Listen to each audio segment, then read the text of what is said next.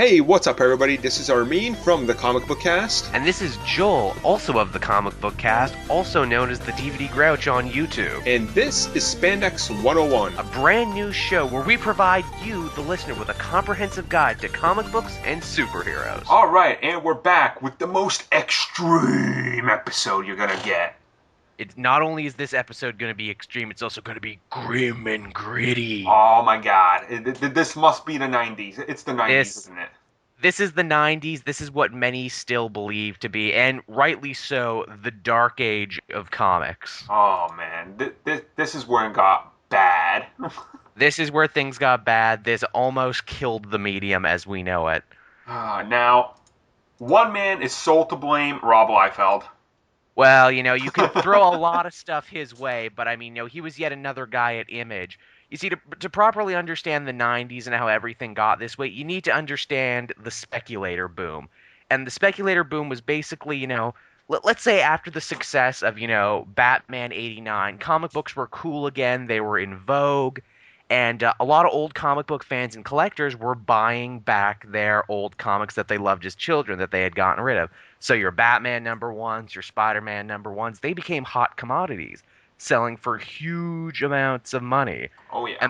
And because of that, comic book companies got it in their heads where they're like, hey, if we have new #1s and a bunch of crazy gimmicks like, trading cards and holographic covers, we can totally clean up on this. I think like Jim Lee's X-Men #1, it was like, one of the most bought comics ever, but it's absolutely worthless. Worthless, yeah. Because so many people bought it. Because everybody they thought jumped on the bandwagon going, oh my god, it's #1, it's Jim Lee, it's X-Men, this is going to be huge in 20 years.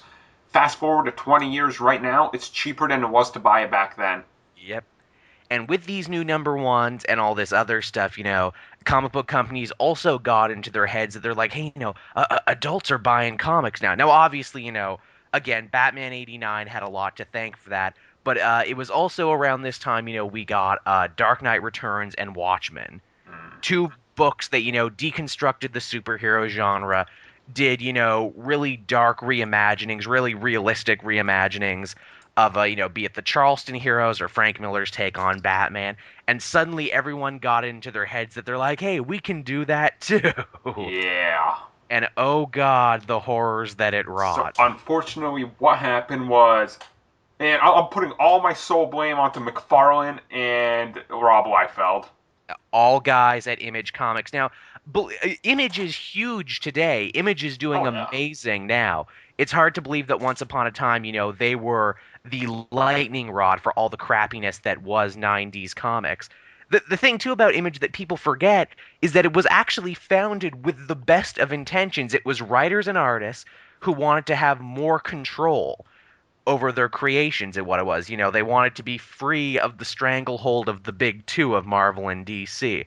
And they did for a long time. The only problem is that, they let their superstar artists write. Because this was at a time when art was very much prized over writers. Like right now, Armin and I always talk about who our favorite writers are. We don't so much talk about our favorite artists, although we do have our favorite artists. Of course. Back then, shit was totally flipped-flopped. Well, what I think the problem was, like, in the 90s, it's known as the cool kids era, the caps, the skateboards, the extremes. Yep. And, everything was extreme. They really try to capitalize on that. So, what we got was, okay, we got the, creation of, like, Venom and Carnage. And those guys were like, okay, they're just violent, they're extreme, so let's just do that. So you saw this huge spawn of muscular characters that were just insane or had lots of guns, like Cable, Bishop. All these characters that were just like, oh, come on. And they were all just one-dimensional, terrible characters. Yeah, and I mean, no one was really safe for this. I know there's a great thing I love there, like bad 90s costumes. Right. That went around when they tried to make everyone cool and extreme. Thor had an absolutely terrible one where he had like an armored halter top. Daredevil started wearing armor for some reason in this time. It was like a blue monstrosity. It was really, really bad. Electric Superman. Electric blue and red Superman. Yeah, that was pretty bad. That was a thing, people. Look it up on... You know what? I'm going to make that one of the default pictures. Yeah, It's bad. you should put all of these terrible costumes in here because there are so many bad ones that came apart at that time. Ugh. And again, the whole Image Comics thing is that, it pretty much imploded on itself until now when things got better. But basically, Todd McFarlane, the guy running it, people call him the real toy man, Todd McFarlane. Because even though he seemed to be a really shrewd businessman and everything and really into making his action figures, yeah, guy wasn't exactly, crazy when it came to writing. Yeah. Although he was about hanging on to rights and everything, so that kind of imploded. I mean, there was just so much ridiculous from the 90s. Again, I talk about the terrible costume changes. This is where we got Azrael. He's like Batman, only he has Oh. knife fingers. Oh. Who doesn't love knife fingers? It was at this point too. I think they tried to relaunch the Punisher, but he was like freaking like an undead guy with magic guns that was fighting demons and the You undead. told me we'd never talk about that again. Oh, we're talking about it was pretty craptacular. It was Uh, pretty craptacular. and with that whole thing, like, it didn't end, unfortunately. No, it But, went on for a long time. the sales were kind of big at the start, but then Marvel actually, the sole reason behind Marvel having to sell Spider-Man and X-Men and Blade to all these other studios was because of these comics. They went bankrupt Yep. because these comics came back to bite them in the ass because everything had to go extreme in '90s to the point where people realized it was just a crap gimmick and stopped buying. Yeah, the Like, business practices were completely, not sustainable. But even worse than that, in the 90s, we saw a major shift in the way comics were sold. It was at this point that they stopped being sold, at grocery stores and drugstores. And because they were making money, because they were trying to appeal to adults and older people, they moved into the comic shops we know today. And they never really moved out. yeah. And because of that, they pretty much lost a whole generation of young people who weren't picking it up. Because comics weren't somewhere easy where they could get it. And I think that's sad. Now, obviously, there was a silver lining to the 90s, even though the comics were, grim and gritty and over the top. The animation, which we'll have to get to at some point, too, the golden age of 90s Oh yes. superhero animation, was never better because it was all done by older guys who had grown up on the classic Mhm. stuff and tried to synthesize that. It was, if for all its wrongs that the '90s did for comics, there were a few positives, which like we said, we'll get back to in a future episode. Now, when really talking about the '90s, is there anything that really just stood out to you that you like remember when you were younger? Because I know I was a fan of Youngblood. Ooh, yes. Oh, yeah. Tell us about the young blood, So Armin. Youngblood, okay, here this is the exact pitch, and this is what like little 10-year-old, 12-year-old Armin was into. Arnold Schwarzenegger is every character, including the women. They all look like Arnold Yep. Schwarzenegger. That's how muscular they are. They have giant guns that couldn't possibly be held by a normal human. Right. And every comic is about blowing shit up and giant tits in your face. I'm glad you mentioned the giant tits thing because that's one of the saddest thing about 90s comics is how they treated their women. There's a great what is it there thing out there and it's really easy to find. It's what Sue Storm was wearing in the 90s Uh, and it's terrible. Her costume is so awful. It's all boobs except for her midriff that's exposed. oh. It's the worst thing ever. It's like, no, not Sue Storm, anything but her. Yeah. Not the Uh, the first mom of the Marvel of universe. Come Marvel on. Universe. Yeah, this is what we're gonna do. Hey, do you feel squicky yet? Because you should. This was also at the time too when all the different comic companies got the idea where it's like, ooh, let's reinvent some of our classic Oh. heroes. So frickin' Doctor Fate became Fate, who And, was and this? also, I forgot to mention pouches and metal.